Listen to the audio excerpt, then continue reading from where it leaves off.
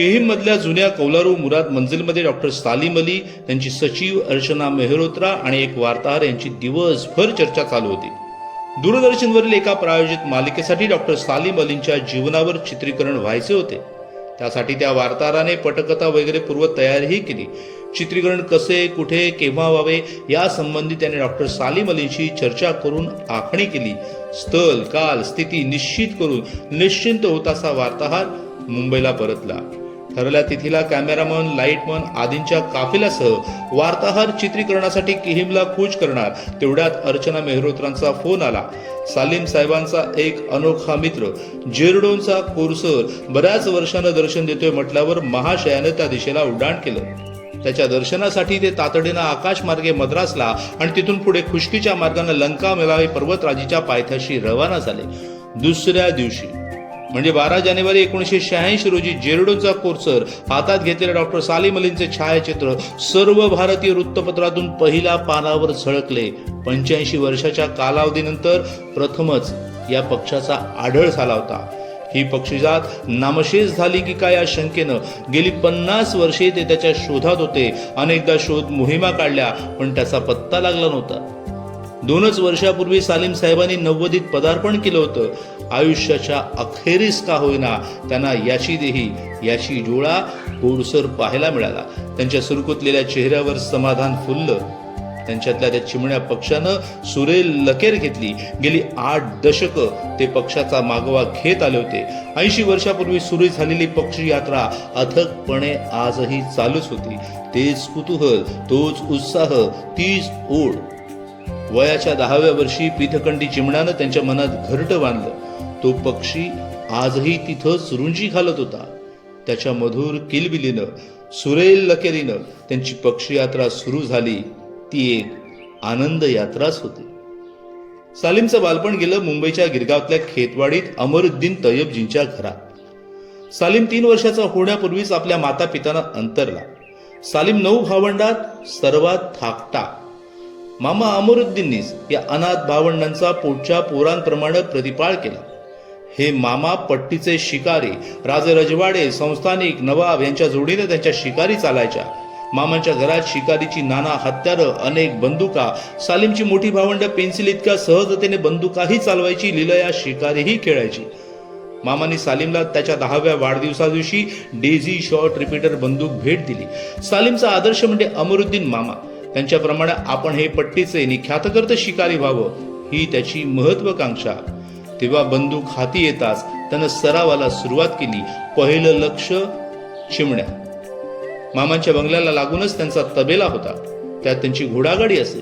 घोड्याच्या तोबऱ्यातून पडलेले दाणे खायला आणि भरपूर वळचळणी राहायला असल्यानं चिमण्यांचा मुक्काम तिथं कायमचा. त्यामुळे सालीमची सरावाची उत्तम सोय झाली. लवकरच तो नेमबाजीत तरबेज झाला. नेहमीप्रमाणे तो एकदा चिमण्या टिपायला तबेल्यात गेला. त्याची नजर चिमण्यांना हेरू लागली. समोरच्या भिंतीवरची एक खुंटी निखळली होती आणि त्या खळग्यात चिमणीनं घरटं बांधलं होतं. खळग्याच्या तोंडाशी एका खिळ्यावर एक चिमणा पहारा देत होता. तबेल्यात घोडागाडी सोडून ठेवलेली होती. तिच्या आड बसून सालीमने त्या चिमण्याचा वेध घेतला. चिमणा खाली पडला. आता पुढं काय होतं ते पाहण्यासाठी सालीम तिथंच दबून बसला. दुसरा चिमणा आला आणि त्या खिळ्यावर बसून घरट्यावर पहारा देऊ लागला. सालीमने त्यालाही टिपला. थोड्या वेळानं तिसरा आला. पुढच्या 7 दिवसात एकूण 8 चिमणे टिपले.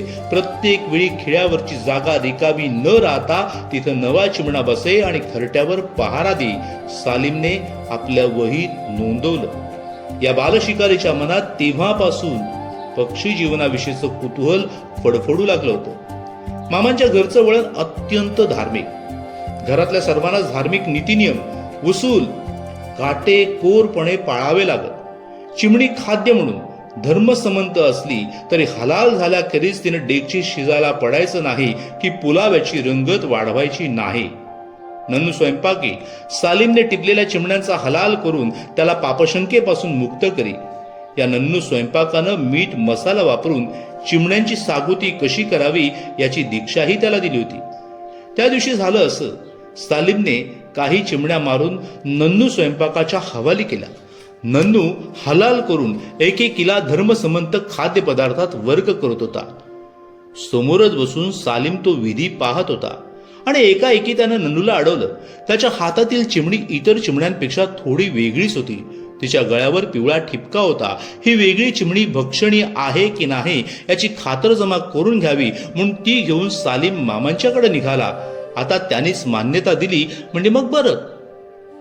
मामाने ती चिमणी उलट सुलट करून पाहिली, बारकाईनं निरखलं. त्यांनाही तिचं वेगळेपण जाणवलं. त्यांनी मग बॉम्बे नॅचरल हिस्ट्री सोसायटीचे क्युरेटर मिलाड यांच्या नावे चिठी लिहिली. ती चिमणी नी ती चिठी घेऊन सालीमला त्यांना भेटायला सांगितलं. तेच तिची जातकुळी सांगतील असं ते म्हणाले. त्यावेळी बॉम्बे नॅचरल हिस्ट्री सोसायटी ही फोर्ट विभागातल्या फिप्सन कंपनीच्या इमारतीत होती. 1883 साली तिची स्थापना झाली आणि तेव्हापासूनच अमरुद्दीन मामा तिचे सदस्य होते. 1906 ते 7 सालातील ही घटना. त्यावेळी हिंदी नेटिवांचा गोऱ्या साहेबांशी सहजासहजी संबंध नसे. त्यात पुन्हा फोर्ट म्हणजे मुंबईतलं इंग्लंड. सालीम होता अवघा 10-11 वर्षांचा. आजवर त्याचा गोऱ्या साहेबांशी संबंध आला होता तो वर्षातून एकदा शाळा तपासणीसाठी येणाऱ्या डिपोटी साहेबांपुरताच. दबकत धास्तावलेल्या मनानं सालीम सोसायटीच्या इमारतीपाशी गेला. प्रवेशद्वाराशी त्याचं स्वागत केलं ते गणवेशधारी शिपायानं. त्याचं नाव गाव विचारून त्याच्या हातातील चिठी घेऊन शिपाई आत मिलाड साहेबांच्या केबिन मध्ये गेला. तोवर सालीम दारातच उभा. त्याची नजर आतल्या भिंतींवरून फिरत होती. भिंतीवर जंगली श्वापदांची मुंडकी हारीनं लावून ठेवलेली. काचेच्या कपाटातून शंख, शिंपले, पक्ष्यांची अंडी नीट बंदिस्त केलेली. त्याची नजर नवलाईनं सारं टिपत होती. शिपाई आतून बाहेर आला. सालीमला घेऊन मिलाड साहेबांपुढे हजर केलं. त्यांनी त्याच्या हातातलं पुडकं उघडून पाहिलं. पक्षी उलट सुलट करून पाहिला आणि म्हणाले, अरे हा तर पितकंठी चिमणा. त्या दिवशी मिलाडनी त्याला अलीबाबाच्या गुहेतून फिरवलं. पक्षी सृष्टीचं दार उघडं करून दिलं. अनेक जातीच्या चिमण्या, नाना पक्षी नमुने, चित्र, छायाचित्र, अंडी साहेब खणामागून खण उघडून दाखवत होते.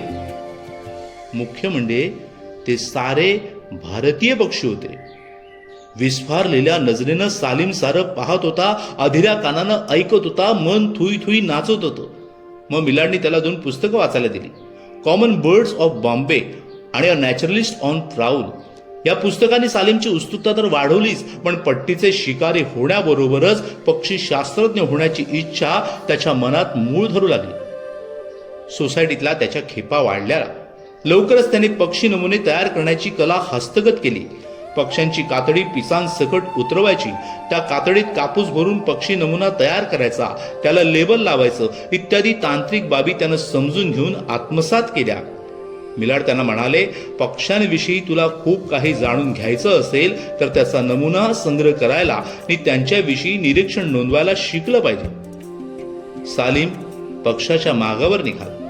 त्यांच्या जीवनाविषयी जाणून घ्यायला तो विलक्षण उत्सुक झाला. जमेल तशी, जमेल तिथून माहिती तो जमवू लागला, नोंदी ठेवू लागला. त्या चिमण पारधीनं त्याला एका वेगळ्या विश्वात नेलं. त्याच्या वाचनातही आता निसर्ग, इतिहास आणि खास करून पक्षी जगत हे विषय येऊ लागले. शालेय जीवनात सालीम फारसा कुठं चमकला नाही. गणिताबाबत तर चिंताजनक परिस्थिती होती. 4थ्या इयत्तेत असताना मात्र उत्तम वर्तनाबद्दलचं पारितोषिक म्हणून एक पुस्तक मिळालं होतं, अवर ॲनिमल फ्रेंड्स. खेळात त्याला गती ना गोडी. हॉकी, फुटबॉल, टेनिस, बॅडमिंटन हे तर आवडीचेच, पण खास आवड होती ती घोड दौडीची. चौपाटीपासून थेट कुलाब्यापर्यंत समुद्र किनाऱ्यानं घोडदौड चालायची. शाळे व्यतिरिक्तचा फावला वेळ पक्षी टिपण्यात, पाळलेल्या पक्ष्यांची देखभाल करण्यात, नाहीतर घोड दौडीत जायचा. त्या काळात रुपयाला 25 कवडे नाहीतर होले मिळायचे. डालंग भरून जिवंत कवडे, होले, पिलोटे मामाच्या घरी पुलाव्यासाठी यायचे.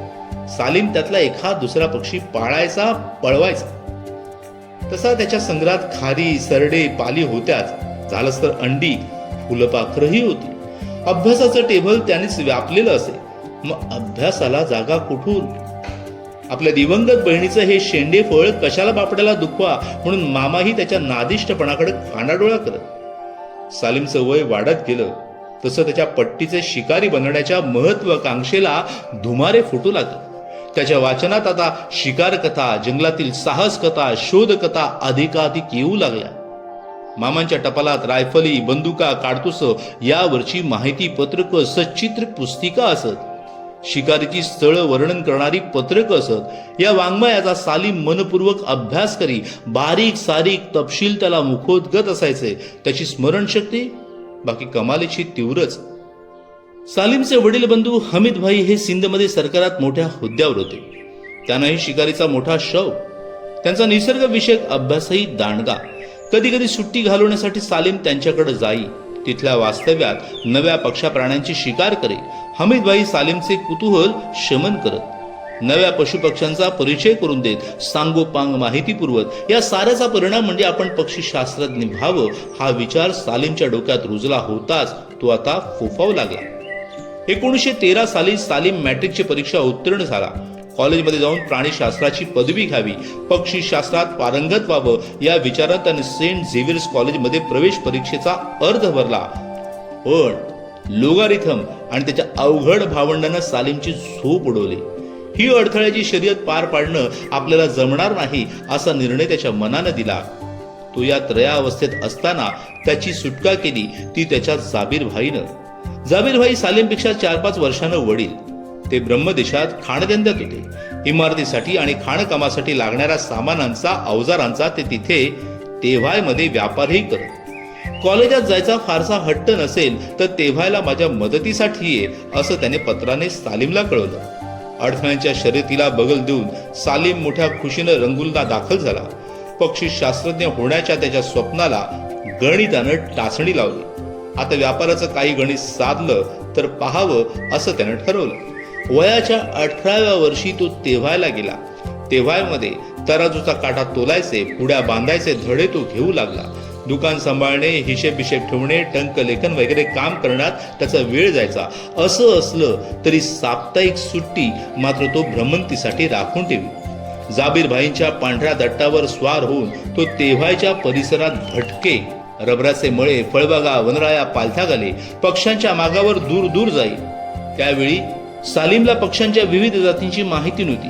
त्याच्याकडे दुर्बीणही नव्हती. त्याच्या संग्रही मरेकृत बर्ड्स ऑफ इंडिया होतं, पण त्यात पक्ष्यांची चित्र नव्हती. होती नुसती वर्णनं.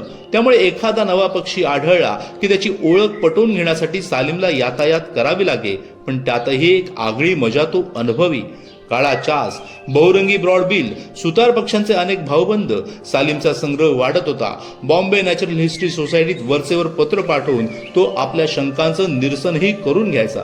असं होतं तरी 1914 ते 1917 या कालावधीत त्याचा पक्षी जीवनविषयी अभ्यास हा फावल्या वेळेचा आणि हौसे खातर केलेल्या अशाच स्वरूपाचा होता. 1917 साली सुट्टी घेऊन सालीम भारतात आला. त्यावेळी त्याच्या संचितात चिंताच अधिक होत्या. कोणत्याही प्रकारचं व्यवसाय शिक्षण नसताना, आंतरिक ओढ नसताना तो व्यापार उद्यमात उतरला होता आणि त्यापायी उद्भवणारे दुष्परिणाम अटळच होते.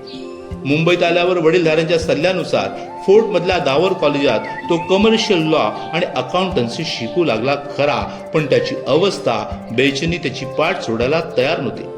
त्यावेळी सेंट झेवियर्स कॉलेजात जीवशास्त्र विभागाचे प्रमुख होते ब्लॅटलर. त्यांच्या अनुमतीने तो तिथे प्राणीशास्त्रांचा अभ्यास करू लागला. अर्थात पदवी अभ्यासक्रमाचा नियमित विद्यार्थी म्हणून नव्हे तर अनौपचारिक शिक्षण घेणारा जिज्ञासू म्हणून. दावर कॉलेज आणि सेंट झेवियर्स कॉलेजात वर्ग उरकल्यावर तो फावल्या वेळात बॉम्बे नॅचरल हिस्ट्री सोसायटीच्या ग्रंथालयात, संग्रहालयात जाईल. यावेळी त्याला भारतीय पक्षीसृष्टीचा सखोल परिचय झाला. ब्रह्मदेशातील भ्रमंतीत ओळखता न आलेले कितीतरी पक्षी त्याला सोसायटीच्या संग्रहालयात आढळले. या संग्रहालयात आणि सोसायटीच्या प्रेटर साहेबांसोबत सलीम चांगलाच रमला. या प्रेटर साहेबांच्या बरोबरीनं त्याने पक्षी जगतात बरीच मुसाफिरी केली.